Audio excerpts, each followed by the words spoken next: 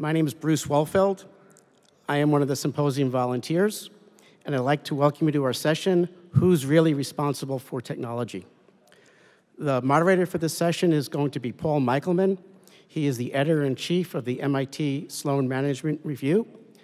And along with our panel, I'd like you to give them a warm welcome. Thank you.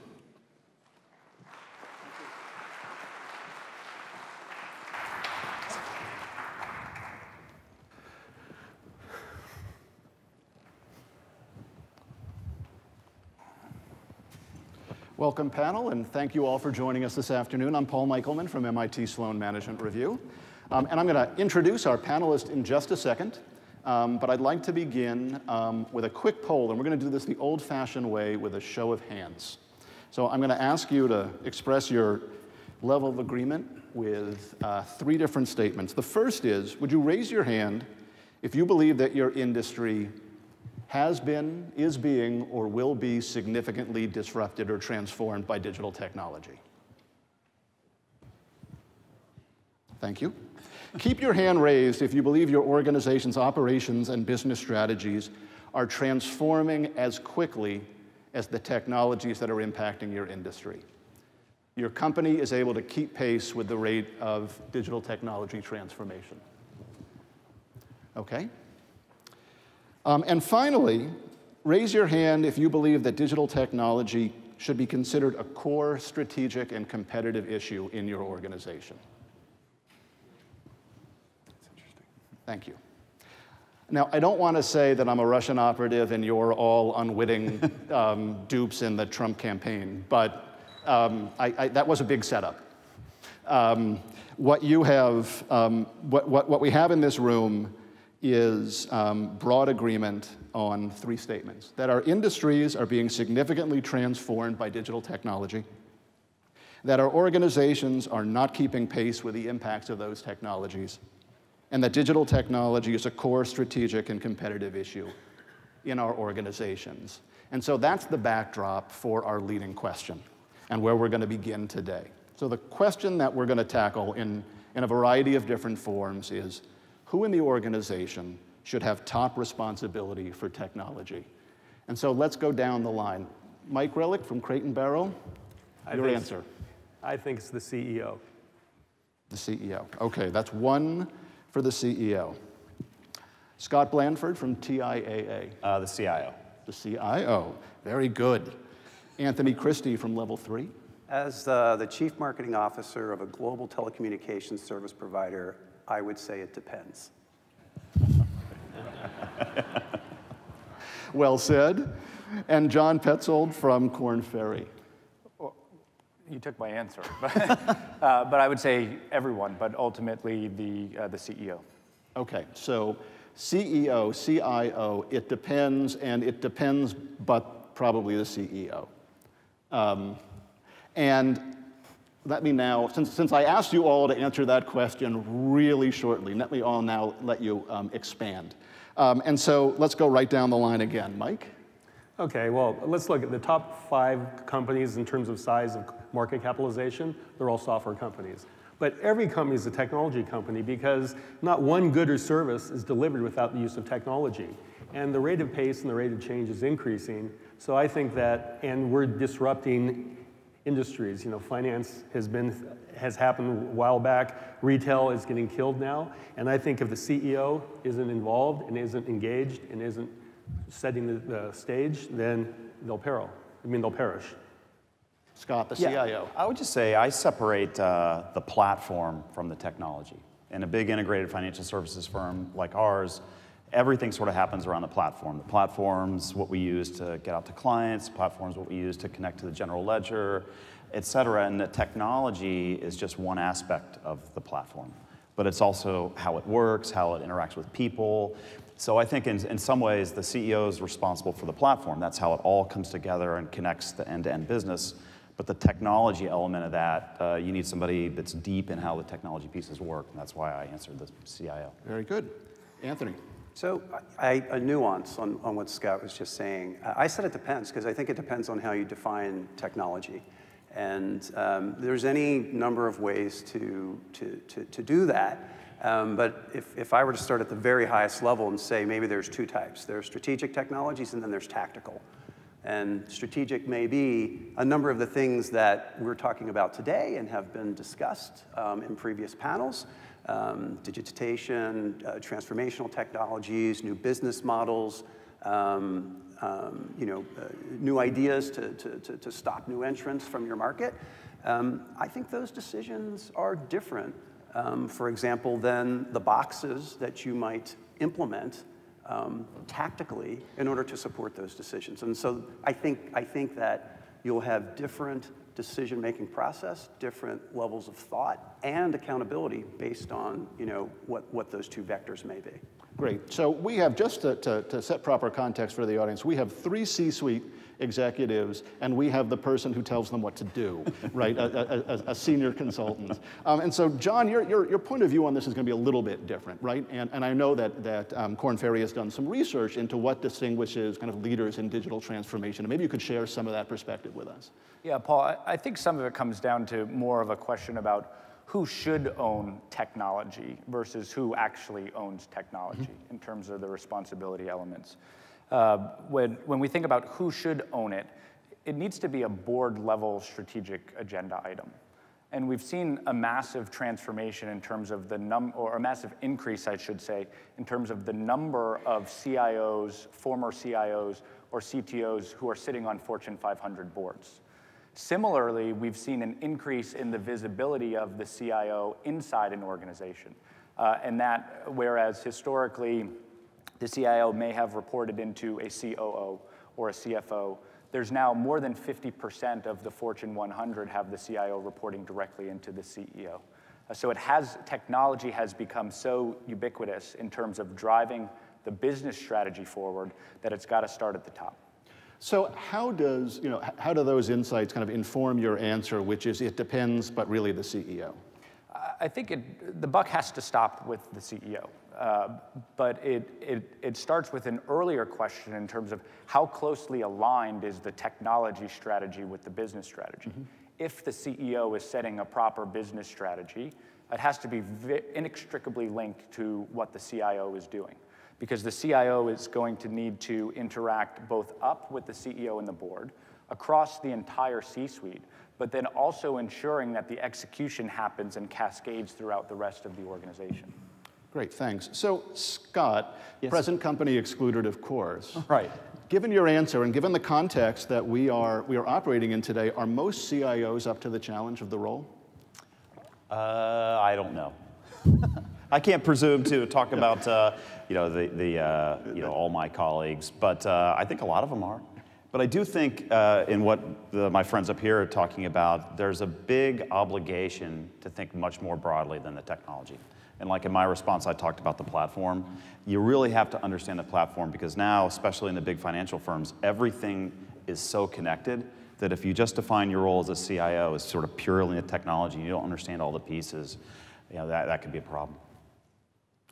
So let's presume for a moment that we agree that the buck stops with the CEO.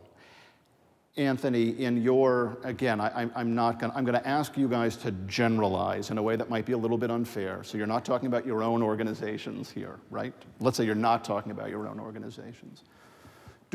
Are most CEOs prepared to own technology? I'll give you my two on that one. If they have the right team, and I really think that, and I want to make sure we stay on the topic of who owns this, but I think in many organizations it is very easy, and I put that in quotes, to focus on, for example, efficiencies and miss the notion of innovation or growth. And companies can do that successfully for quarters and at times years, and then it catches up with you. And I would argue that the know-how and the understanding of technology for the growth ideas, I think that can be difficult. I think that requires a different skill set, and therefore, for a lot of folks, a different team. Mike, what's your take on that? Yeah, actually, I tend to agree with him because I think that a lot of CEOs now, they don't have the basic knowledge of technology. And especially companies in retail that have been around a long time, and you have head merchants who are product-driven running it. But we have disruption. You know, Amazon's the largest retailer in the world now. We see Wayfair coming into furniture. And I think that if they don't embrace these innovative technologies and this disruptive technology, they don't have to understand it, but they have to be willing to go and push the change through the organization. Because when organizations run the same way for a long time, unless the change comes from the top, it'll never happen.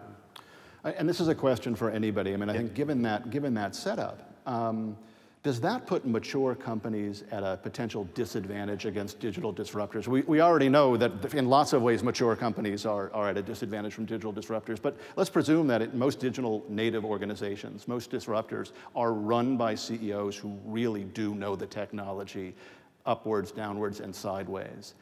Does that put mature companies at an even greater disadvantage if their CEOs do not have that level of tech expertise? I think for sure. I mean, if you think about the digital immigrants, they all come from a world where the product was the sum total of experiences that were not technology experiences. So your headset's all oriented around this world where the product is the experience and the experience are things other than technology. Well, now we find ourselves in a world where the product is still the sum total of experiences customers have with it, but those experiences are digitally delivered or digitally powered, even if there's a person involved. And your products are now the technology experiences. You add to that the technology people are the ones that understand the art of the possible, what technology can do for us. And that's changing all the time, so the art of the possible keeps evolving. So in some ways, the technology folks are best equipped to understand the art of the possible for the products the companies deliver. So digital immigrant CEOs don't necessarily, unless they have the right team, understand what the art of the possible is for their products. Tough to compete with that. And Paul, we've found that actually the size, scale, and maturity of the organization has less to do with their ability to drive digital transformation. Actually, the leading indicator has to do with the industry. So Scott, and it's interesting, and we talked about this before, financial services has been the most adept at driving digital sustainability and digital transformation, whereas consumer retail came in last place as we looked at the industries. And having telecom, we didn't fit in the middle, but thinking about having two panelists representing those industries, I thought it was an interesting point of view. And so, Anthony, since you answered the question, it depends. Was industry kind of a key part of the depends? It absolutely is. I'll say there's two things to the point from my perspective on your question about is a CEO in a mature company potentially at a disadvantage just because of the nature of having a legacy business? I think the answer is absolutely yes, and it's on two fronts. It is on the point that I had raised earlier. Very often, depending on the health of the business, all right, there is an ability to squeeze your supply chain for another 5%. There's an ability to lower your unit cost for another 10%, and this masks a lot of things with respect to perhaps the buoyancy of your top line. And I think the second thing is pace. And I would argue that pace is equally, if not more, critical because of the new entrants, the point at which they're starting and what they're able to take advantage of, that's all they have. That's all they have. And so you have this twofold dynamic where you have an ability to continue, again, depending on the health of the business, to grow your bottom line. And we're seeing this in corporate America in spades today. I mean, this is just rampant, right? And then you have this issue of pace. So, first of all, any reactions to that before I ask the next question? I agree. Okay. So at least one of you already alluded to kind of perhaps the need to rethink what the C-suite looks like given these challenges, right? I kind of forced you to answer a very specific question, but let's now broaden that out. What does, and again, this can depend on industry, but from your perspective, is the mix of roles, are we missing a role? Are there dependencies that we're not looking at kind of closely enough in the C-suite? Mike, I can begin with you. Yeah, well, I'll take it from the retail perspective. There's a big movement now to put CDOs or chief digital officers. And I think this morning when I think Jim Fowler from GE, when he mentioned like, why, unless you have an external product, that's what a CDO does, and a CTO or CIO is supposed to basically help the operation internally improve. And if you put those two layers together, there's going to be conflict. So to me, I think that the CIO actually needs to get a seat at the table. For instance, I'm a COO now, but I was a CIO for about 12 years. And if I ever got a call for a job, unless it reported to the CEO, I wouldn't even bother talking to them because I think it has to be strategic. And then, but the other thing I think is from a digital advantage, you need to actually look at the customer. Right now, even in my company, it's basically siloed. So the person running e-com has a whole different perspective than the person running marketing. And to me, we need to look at the customer journey, collect all that data, and say, where are they in the decision process, and market to them accordingly. So I actually think you need either a chief customer officer, or you need to take that responsibility and combine it under the marketing person. So, Scott, are you seeing something similar in financial services? Yeah, I mean, I would say that the chief digital officer role, of which I'm one, is defined very differently depending on the industry you're in or the person. And I think it's an important role for digital immigrants. When I look at my job, a lot of it is to help the company become a more digital company, not just sort of narrowly defined as the customer experience or sort of the front ends and someone else as the back end, because it's so important that the platform connects all the pieces. Mm-hmm. And we need to digitize all the pieces. So I think that the role that's really required at the top is somebody to help usher the digital immigrants through the change. You maybe not need it forever, but at least until you get there, until these analog firms become digital firms, you got to have it. How does that resonate with your experience, Anthony? I guess I don't. First of all, it would probably be incredibly unpopular of me to suggest that there's no longer a need for the CIO, given this venue. I'm kidding. Please don't tweet that. I guess, but seriously, I'm not there that there's a need for a mix and a different role in the C-suite. Mm-hmm. I think it comes down to what is required to execute the strategy at hand, and is there a clear understanding of what those skill sets are? And if the team at hand does not possess those, then it's time for a change, whether that's a different title or a different individual. So, but what's the balance? And John, I'm going to get to you in a second, but I want to do one quick follow-on. Yeah. I mean, what do you look at first? Is it the roles that need to be filled, or the individuals who are currently in the mix? Is it which comes first, the role or the individuals? The role. John. So Korn Ferry has created an entire practice focused on this issue, and we call it CIO optimization. And the idea is that particularly in business functions, so IT, supply chain, finance, risk, audit, marketing, that there's actually a delicate balance between high professional experts required to execute very specific, technically nuanced sub-disciplines in any one of these functions. But you can't ignore the fact that you need a certain set of leadership competencies to drive forward that strategic agenda. I think we've likely created too many C-suite roles over the past number of years and too many titles. And what that can do is confuse the accountability required for digital. It can confuse the responsibility for technology. So we start not with the role or the person, we start with the business strategy and then align the talent strategy to that. Further, we think about what are those technical sub-disciplines required? What type of talent do you already have resident within the organization? And then how can you possibly cross-train executives that you already have in the function who are agile, who you might be able to move into IoT, or you might be able to move into machine learning or AI? Well, so let's stay on that. I think that's really interesting. So let's broaden this conversation out of the C-suite into other influential roles within the organization. How, again, on the presumption that we are now competing on technology, I mean literally on it, right? On top of technology. It is not an enabler, it is the thing.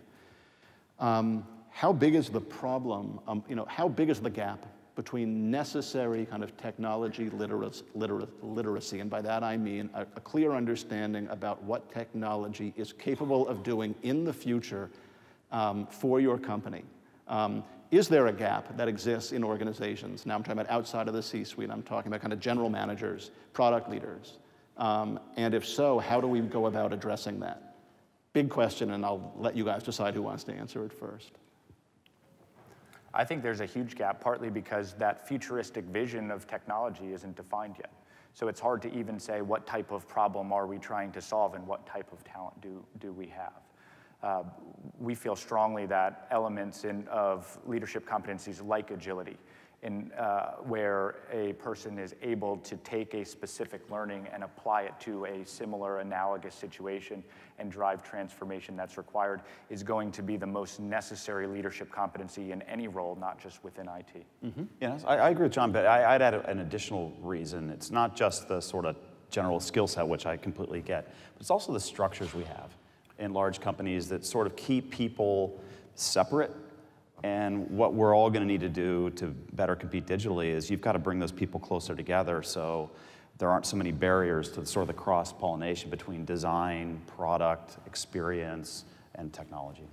And is that, Anthony? No, there's an element that I didn't hear mentioned from John or Scott, and I think it's worth saying that when you move away from the CEO and even the C-levels that may report to him or her, there's this notion of accountability and or governance. But I want to stick with accountability specifically because using your words, the technology is a thing. This is it. This is how you're competing. And I talk to a lot of customers in my job every day, and there's a continuum. And if I just look at my own company, there's a lot of folks that have the ability to weigh in on something, okay? But there's not a lot of people that are actually accountable for the outcome, all right?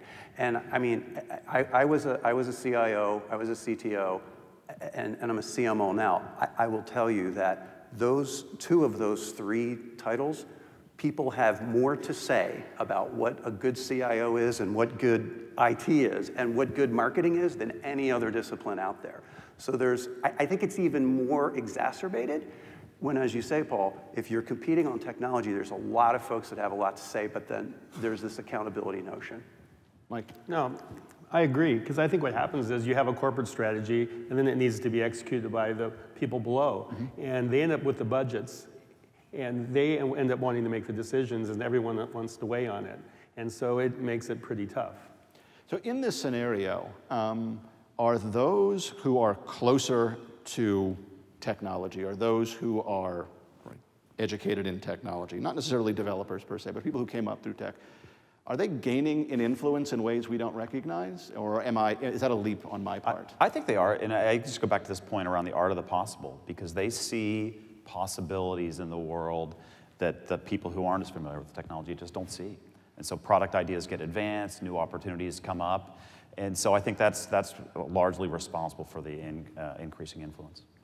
I think it depends on the individual because, the people in technology do know the art of the possible. But if they have good relationships with the business, and then they, because a lot of times these informal small groups form, trust is developed, and that's where some of the biggest innovations come from. Yeah. So I think the culture is the biggest thing. You guys are so optimistic. It's so frustrating to a journalist. Go ahead. On the pessimistic side, I think there's also the element that the CIOs are much more likely to take blame for failure than receive credit for success. Mm-hmm. So in many respects, technology is an understood and accepted business imperative that technology should work. Technology should work for the CEO, it should work for the team, it should work for the customer. And when it doesn't, then something's wrong and it's the CIO's fault. So I do think, to Anthony's point, in terms of clear accountability, the buck may stop with the CEO, but the blame probably falls on somebody else. I agree. I mean, we have this concept in our company, and I will speak in the first person on this, and we've been at it for almost 6 years now, and we refer to it as the three-legged stool, and it's the CIO, the CTO, and the CMO. And our CEO looks at the three of us, and there is a function of alignment here, okay? There is a function of discipline and leadership and people knowing each other. But there's no scenario where I'm green, customers really like the products that are out there, market acceptance is green, thumbs up, And my CTO, who's responsible for reliability and unit cost, is red. We're either all red or we're all green. And again, this is not for everyday decisions. This is for the strategic stuff, the big stuff. Okay, are we going into the security business or not? What does that mean? What's the impact to your brand, to your development budgets? How far do you take it into? I mean, those are big questions, right? That's what I'm referring to when I say we're either all red or all green. There's other everyday things where that dynamic doesn't exist. Anyone else want to weigh in on this point? So let's talk about the board for a minute, another kind of rather important part of governance.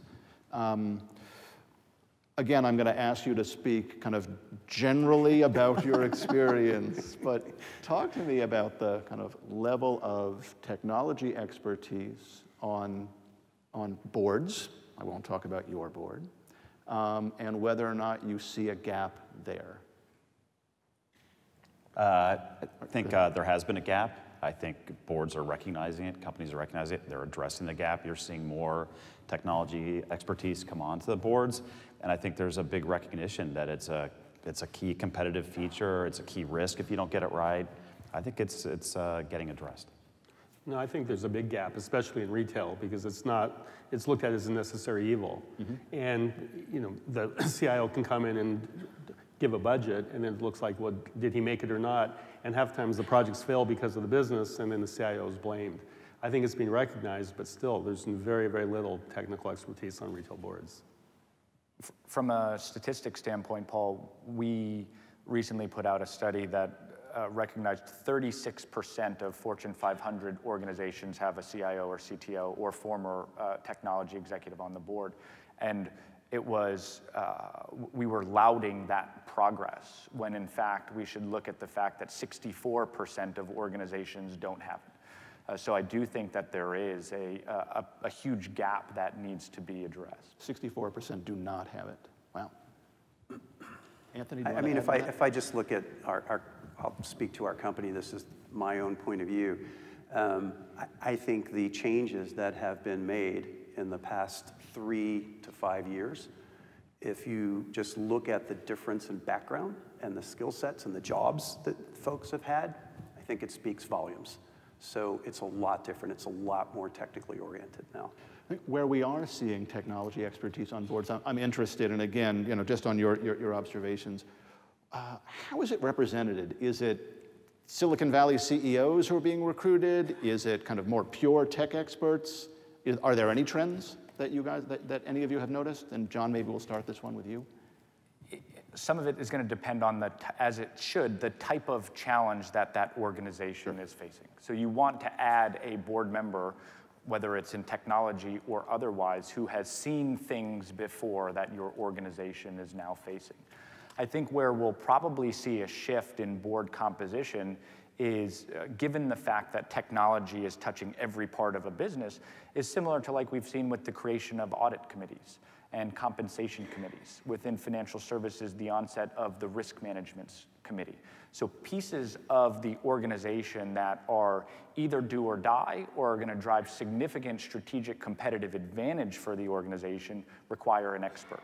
Now, whether that means the creation of a technology committee of the board of directors that needs to be chaired by a former CIO, that may be in front of us. But it's more about that type of expertise where you've been there, done that, and you can provide counsel to the CEO, the rest of the board, and the CIO on what needs to be done. I agree with it. I've seen both scenarios where there's a successful CEO who either started a business and moved on, or whether there was someone who was running a major business unit in a global organization that has digitized the business. I've seen both. Yeah. Same perspective here, that I think that what's happened on the boards is not just CIOs and former CIOs, but just technically oriented business leaders. Yeah, I think a lot of the discussion has really been around cybersecurity. So boards actually are scared of the liabilities there, and that's pushed kind of the need to have, digital expertise on the board. Oh, so that's really interesting. Has that colored the kind of the perception of? I mean, how has that colored the technology conversation? Because that's a negative, right, as opposed to a positive. Right, it's a negative. It's a defensive Right. posture. Yeah, and so the big questions I've had at board meetings is always, look, how protected are we? The people have been infiltrated. Are we secure? It's not, look, do we have the capabilities to go and propel us to the next century? And so I'm going to grill you just a little bit because I think that's such an interesting observation. Has that had a positive, negative, or neutral effect on the discussion around technology as an aggressive competitive investment? Actually, it has been positive because I think it's actually putting IT in the front windshield, and it's also making them more willing to make the investments. Great. It gets the attention maybe, but you've got to be careful it doesn't crowd out the discussion of the sort of growth and opportunities. That's your point. Right, and I think that was, well, that was really, it was a genuine question. It wasn't a leading question. I'm just curious if that is, and if Anthony, this is consistent with your experience, or John, your observations, if cybersecurity is kind of the leading issue in the board, the leading technology issue in the boardroom, which would be quite understandable, right? Are there, so Anthony, is that your experience? No, I think it's a fair statement. I think there's a couple of more major technology issues that telecommunications service providers face right now. With respect to unit costs going in one direction and customers' expectations of their ARPUs as a result of that. I mean, so we're fighting that battle every day. But specific to security in our company, yes, there's a defensive posture that's absolutely necessary, and that has heightened the awareness of the importance of technology to do that with our board, and also as a growth opportunity, as a top-line buoyant type of approach, taking the capabilities that we've had to use internally at level 3, productize them, because individuals like my colleagues here have asked for that. So it's actually, in our case, it's been twofold. It's been defensive and it has been offensive as well. Great. I was about to say, I think it's a bifurcated function, and cyber, depending on the organization, can sit in technology, it can sit in risk, it can sit in operations, it can sit in finance, it can report up through physical security. So it's back to my earlier point in terms of who gets credit and who gets blame. In terms of defensive postures for technology, cyber is expected to perform 100% of the time. Right. And, if I may, please. And if you're providing those products, you're also expected to perform 100% of the time for your clients. But cyber can't be, it's not one point of contact. No, it's not. It's not. It should filter throughout the rest of the organization through IT risk management, which may sit in the business, it may sit centralized. But there needs to be that collaborative effort to understand the risks and then put the technology in place to combat them while not losing the focus on the offensive growth strategies. So let's bring this conversation back to the C-suite where we began, and then I'm going to turn to some of the excellent questions that are popping up. And folks, please do keep voting and sending in your questions. Where are the next generation of CEOs going to come from? I think it depends on the industry. In retail? So in retail, I think it depends. If you're a pure play retailer, I think it actually could come from technology. But if, a lot of it depends. I mean, if you're a brand and you have a good product, basically it's going to be a product person. If it's more of like Amazon, a commodity, you're selling commodity items, then I think it could be technology. Scott? Yeah, I would say the same thing, although I think it can come from different functions, but the next generation are going to be tech savvy, technology comfortable, understand how the technology is central to running their business. I don't know. My view is that there's definitely going to be tech-centric, tech-savvy individuals. I think, there's going to be, I don't know if it's an equal number. I don't know if it's less or more. I think there's going to be healthcare startups where the CEO was wearing a stethoscope recently, and he or she didn't grow up hacking code. And I think that there's going to be ample opportunities for growth and innovation with people who have significant domain expertise and they have really good leadership skills. But they know that they need to recruit the proper technical resources to support them. Got it. John? Even in the past week, if we look at the news in terms of one of the most notable CEO transitions that happened in the automotive industry, it was moving from someone who had very deep subject matter expertise in automotive to someone who is more of a technology-oriented leader. And so when we think about where is strategic advantage or growth going to come from an industry like automotive, it may be coming from the software that's driving the cars and not from making a really good car. Right.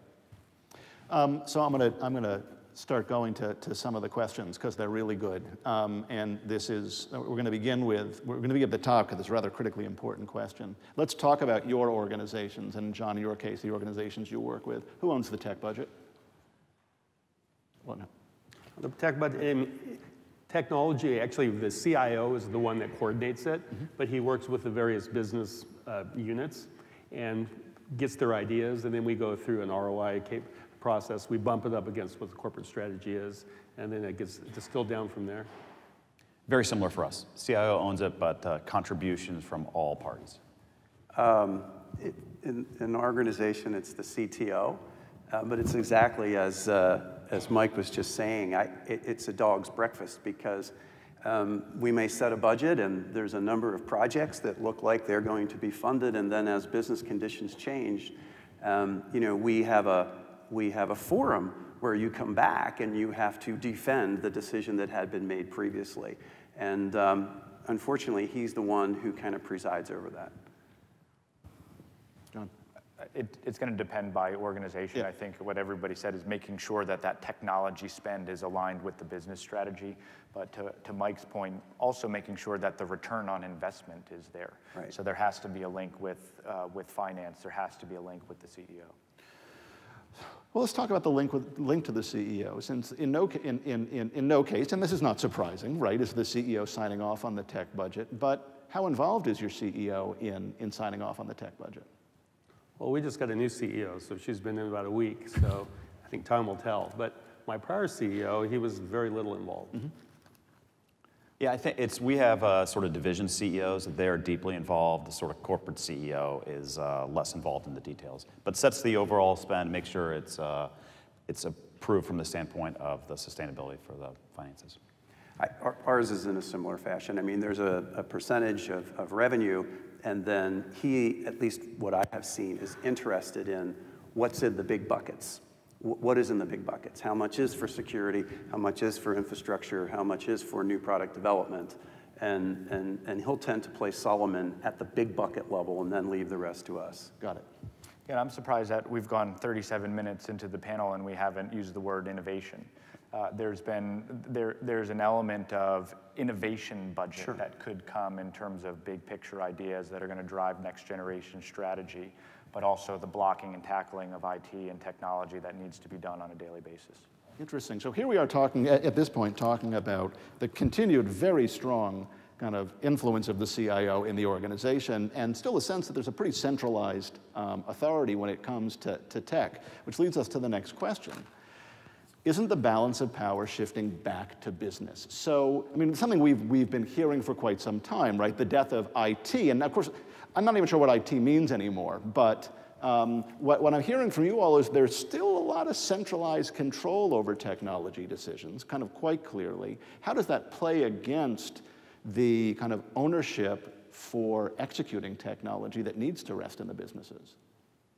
I think you have to look at it kind of in two buckets. I mean, there's the ERP systems, kind of just normal operations. And then when we look at marketing and supply chain, that's where it gets interesting, because that's where gathering data, putting analytics, it really gives you the advantage. And in those cases, basically the business wants to actually drive that, and the CMO is very, very much involved. Mm-hmm. At least for us, and I think this is probably true in financial services more broadly, is at the end of the day, there's this big integrated platform that used to be people-powered and now is technology-powered. And so I think the way to think about this question is, it's a silly question for us. Everybody has a role to play on the platform. IT has a role to play on the platform. That's the servers, the infrastructure, the data, coding the applications. But experience design has a role to play on the platform. The client teams have a role to play. Everybody has a role to play on the platform. And the technology budget is just the budget for those people that do the technology jobs on the platform. Yeah. Okay. Yeah, again, I go back to separating the two. For lack of a better term, the strategic decisions, and I think this is what Mike was just scratching out, or platform decisions, what you were saying, Scott, and then the tactical one. And I'll just use an example very close to home. When we were designing what our security portfolio would look like 4 years ago, I made it really, really clear to my team that their responsibility was for market acceptance, okay? And not just market acceptance today, but looking out, 2 to 3 years. Would it still be viable? But not what box, by what brand, at what address in Silicon Valley needed to deliver that virtual firewall service. That's our CTO. So that I rely on him to do that today. I rely on him to get best-in-class pricing and the reliability. I rely on my team and I to say, what are the criteria under which customers will accept the thing that we need to collectively build? And I think they're two very different things in terms of, just going back to your comment, Paul, there still seems to be a lot of centralized power or authority, if you will, within some of these technology silos, IT or in technology. I think that's true up to a point when you start talking about these business growth initiatives. I think that changes. Okay. I believe that changes. And I'd flip the question and say, actually, IT is the business at this point. Say more about that. Well, when you think about if the power is shifting back to the business is relying on technology for almost every decision that's going to be made. So if you're a business leader, try and tell IT that it's over and then see how much progress you make. Well, on that point, how are we, That would be interesting. as technology, becomes the thing, and, by extension, we're spending a lot more money on the thing, how are we changing the way, how are we measuring the ROI now? What new metrics are being entered into the mix? I'll leave that for any of you. Well, I know one of the measures that we introduced here last year is the percentage of customer activity that's started and completed digitally, entirely digitally. So our CEO gets regular reporting weekly, monthly, quarterly on, in this measurement period, here's how much of all the activity going on around the company was entirely digital versus other channels. And that's become a huge measure on our corporate scorecard. And it's a great way of sort of gauging our progress and helping make sure we're directed on all the right stuff. I heard that this morning in another panel, and it resonates. I think in financial services, because there's such a large existing base. Yeah. Okay, that makes complete sense to me. And we're in B2B, and while we may serve carriers that use our raw materials to serve consumers, we're still B2B. And so we look for things like top-line growth, sustainable or profitable, sustainable top-line growth, not flash in the pan. And number one, so there's financial outcome, and then number two would be customer experience, which we measure at a product level, and then in a number of other dynamics, and then the third is employee experience. So one of the things that we really look for our CIO to do is to simplify our OSS or our back office, because in telecommunications is a very complex business, and you're building global networks, and you're using other people's piece parts. And many of us are not the same brand that we were just a few years ago. So the industry continues to consolidate. And so to think that there's one homogeneous inventory system that you can dip into and give a customer a good experience is in and of itself a significant undertaking. Think about the impact that has on the employees. So we say financial outcome, top line growth, customer experience, and then the employee experience, those three. A lot of clients come to us when digital isn't working or when technology transformation isn't working, because there's a recognition that to your point, there is a huge people element in terms of driving the technology forward. So we focus with clients on 5 particular areas and 5 particular metrics, which we measure in terms of the success of digital transformation. Those are discipline, agility, connectivity, transparency, and empowerment. The connectivity, the empowerment, and the transparency pieces come down to how do my employees feel? How invested, how involved are they in driving this transformation forward? Because it's got to be from the CEO all the way down. The discipline element comes into clarity of accountability. Who's responsible for what? Do I know what my day job is to drive this? And how am I going to be rewarded for it? And the agility piece comes with the pace that we talked about earlier. How quickly can this collaborative group of people or siloed group of people actually drive transformation that makes meaningful business impact for us, that increases financial rewards for the enterprise, but then hopefully increases financial rewards for the employees? So, Mike, how does that, I mean, what of those things resonate most clearly in your business?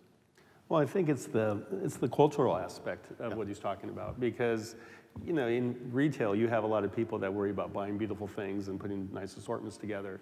And when the project comes on, it's looked at, it's an IT project, and they don't want to put the inputs into it. And when it fails, it's really convenient. Oh, they didn't do what they're supposed to do. So to me, the biggest challenge is it's around the whole culture and making everyone accountable. And are there metrics that you're using to measure that? Well, the thing is, I mean, if we do changes to the website or in the store, for, you know, digital, it's all consumer facing, then it's easy. You look at traffic, you look at conversion, you look at average order value. And so measurement is quite easy. If it's back office stuff, then it gets, you know, traditional ROI stuff. Yeah, great. So, Scott, a question for you. As the CDO on the panel, do you agree with the morning observation that the CDO is responsible for external-facing systems while the CIO handles the internal systems? No. No. Yeah, I guess, yes. Yeah. So the way I look at it is that, but it's a natural sort of, I can understand why people view it that way. Yeah. But if you think about it, customers interact on the web, but then that interaction is going to spider through the platform and touch a lot of other parts of the company.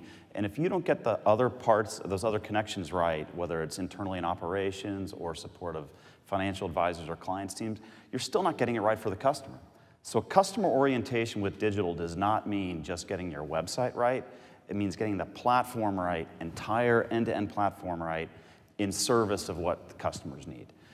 Customer-facing systems is naturally a great place to start, but you've got to get right for customers directly, get it right for the people who serve customers, and then get it right for the operation, because at the end of the day, if things take time to process in the back because there are people involved, customers are waiting for answers when they shouldn't be. So, I mean, I'd invite everyone else on the panel to kind of answer the same kind of question, particularly the division of responsibility between internal and external. It's all one platform. Yeah. You know, I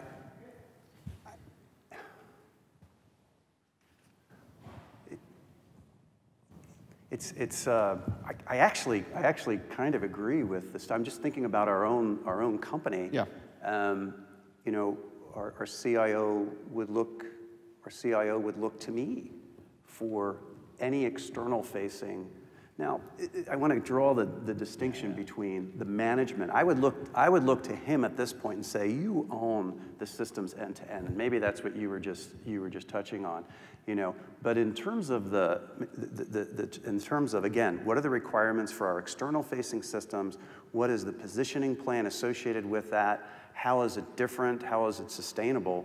That's me, but I would look to him for the end-to-end responsibility of that system, whether it was internal or external. I don't make any distinction whatsoever. You know, I think one of the things that you're saying that's a little different from with us is we've sort of decided that the interaction with the customers is so technology focused that we put the design plus the technology plus the product all in one group, and that's sort of what the CDO role does. Because there's so much, it's hard to in our business, it's hard to separate. But I could see how, based on the industry, that could be very different. Mike, any perspective on that? Actually, and I agree with the statement, because I really think the CIO needs to understand and own the end-to-end technology in the business. Great. So here's a question that it's a little bit off our topic, but it's got some, there are several people interested in it, and I think you'll all have an interesting perspective, and it certainly relates to governance. How do each of you feel about IBM's rollback of remote work? John, you want to start? I was part of a think tank recently which was talking about the future of work. And the first element of that think tank was everybody needed to sit down and close their eyes and go 20 years out, and where were you? And I was the only person that was still sitting in my same office. Other people were, I don't know where they were, in intergalactic cubes or in their home offices, but all that was happening for me was I was getting smarter, more efficient, better information, but making the same decisions that I was in my office. I can't do what I do, and technology can't work the way that it needs to by removing the collaborative effort that can drive smarter decisions, more integrated decisions, more customer-facing decisions at the speed at which it needs to happen. So I think it's a great decision. Anthony. Again, I just look at our own environment, the importance of collaboration, and the importance of pace in some of the decisions that we make. It's the exception when someone is remote. It is not the norm. Now, our policies, we have policies in place, and there's ways to if there's an exception to the policy, it's pretty formal and things like that. By and large, the majority of the folks, even those that have the ability to work remotely, they will not. Yeah, I think the way I look at this is sometimes people need to be collaborating with other people, and there's a lot of magic that happens there, and that includes random drive-bys where people with different backgrounds accidentally intersect with each other, but then sometimes people need to be in the quiet, doing their thinking work. So any policy that sort of overweights, one side or the other is going to create inefficiencies, and the challenge for big companies is how do you get that right? Yeah, actually, I think it depends on the role and the position because, certain things with coders, you want people to put their heads down, and a lot of times they work much better, in the peace and quiet. People driving by and bothering them really impacts productivities, and a lot of studies show that. So I think that, when you're initially defining the project, it's great to have people in, but after that, I think it depends. Have you observed, and again, I think I'm going to ask you to talk about organizations other than your own, but have you observed any organizations you think really have nailed this and gotten it right? In the previous panel, there was a gentleman, the top coder. He was totally virtual. Remote. Although he said something interesting, and I don't know if he's here, that there are offices, but they're totally remote. So that there are offices that can be used, which I thought was interesting and different, and I'm not sure if that is totally remote if there are offices you can't use. But I've met some companies and some customers who think it's working, and have sat in meetings where I've been with a peer or someone who talks about their culture, and I'm not embellishing at all with what I'm about to say. She left, and two folks came in, and they completely talked about what a disaster it is, because their chief procurement officer lived 3 hours away up in NorCal, and they were down and he only came in. So I haven't seen too many examples, but I do think to Michael's point, there are roles that where there's very specific M&Ps or MOPs associated with a job, that I think organizations can get a lot more flexibility, in care organizations or something like that, than if they were required to be in one location. I think it depends on the role. Mm-hmm. There's also, on the flip side of the completely remote office, there's the totally open floor plan office as well. So I think it's going to depend on the organization and what you need to do in your specific role, allowing for flexibility for employee engagement when time is needed, but embracing collaboration. So in our last few minutes, we'll kind of bring this back to the opening question, and I'm gonna ask a slightly different variation on it. When you think about, well, it's a different question, but it's back to the core theme of the discussion. When you think about the challenges facing your organization and in your industry going forward, so let's say over the next 5 to 10 years, What is your biggest concern with respect to how technology is managed? Mike, I'll begin with you. I think it's on the organization's ability to actually keep up with the pace of technology and to change we have a 55-year-old history, and to change the way we do business to actually leverage the technology. How optimistic are you? I don't know if my boss is listening.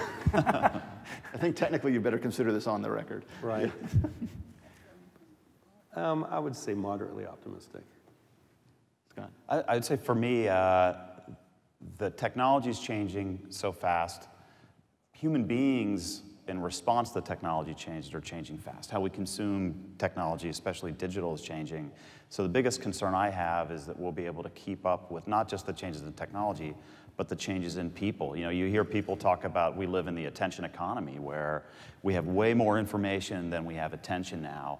So for firms like ours and others, piercing through that and finding a way to connect with customers in this vast sea of overwhelming information hitting us, it's a big challenge, and I think it's only going to get worse. Yeah, but I do see one thing. I see that there's a generational divide, especially in retail, where older merchants, these guys, you know, they're the gut feel people, and they're intimidated by computers. The new people we hire come in and they're like, this is the shit systems you have. Excuse my language.